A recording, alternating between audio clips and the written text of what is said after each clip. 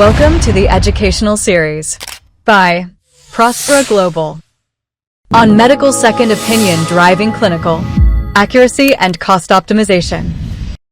Question 2. From an operational perspective, how does second opinion support improve claims validation and decision-making at the time of adjudication? Have you observed cases where second opinion support helps prevent overutilization or unnecessary hospital admissions? Yes, definitely. Second medical opinions, as Dr. Kruti has already said, it's a very important clinical checkpoint because payers who have a very structured second medical opinion program, they consistently achieve at least 10 to 15 or maybe 25% reduction in their overall average claim cost.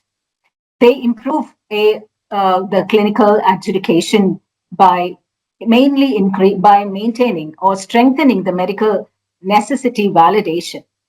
Now, as already mentioned, frequently encountered cases are high-cost biologics.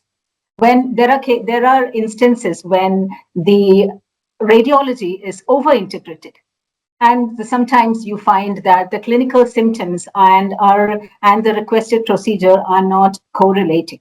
In such cases, a second medical opinion may recommend a lower line of therapy. This is usually true in the case of rheumatology cases. The second key benefit is a reduction in the high cost claims, high cost care. Like a case of a CABG, coronary bypass graft conversion to a medical management. We have had cases where this was where a CABG was recommended. However, a second opinion doctor, after a thorough evaluation, again came to the conclusion that that after an intravascular study, he recommended that the lumen was not narrow enough for a vascularization, for a revascularization, and the remaining vessels were not adequate for taking up for a graft, and hence only medical management was recommended. So in such cases, what happens is there is a reduction in the total high value claim. Or in the case of a long-term admission that was shortened for rehabilitation. This is most commonly seen in stroke cases. In a stroke case patient, after the preliminary management in a hospital, the most common reason for continuous hospital stay is for the rehabilitation, continued stay for physiotherapy. So in such cases, when the functional improvement has plateaued, the rehabilitation continues. And so this will lead to an increased claim cost. So in such cases, a second medical opinion, what do they do? A second medical opinion, a rehab specialist can confirm if no further inpatient gains can be expected and will recommend a transition to a home-based care. Thirdly, a strengthening of a fraud, waste, abuse detection.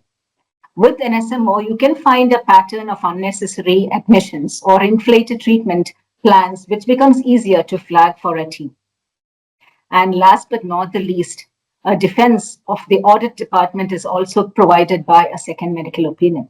There are instances when, of course, all from a payer's perspective, from the operations view, every high value case will be subject to an audit in most cases, either by a regulator or by an internal audit system.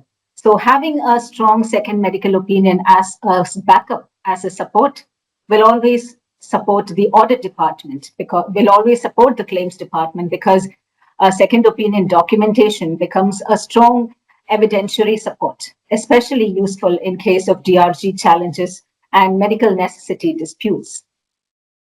So what happens all here is there is a prevention of a high-cost surgical claim, a reduction in post-operative complication risk, a less future utilization in the form of readmissions, and less future rehabilitation procedures on post-operative visits.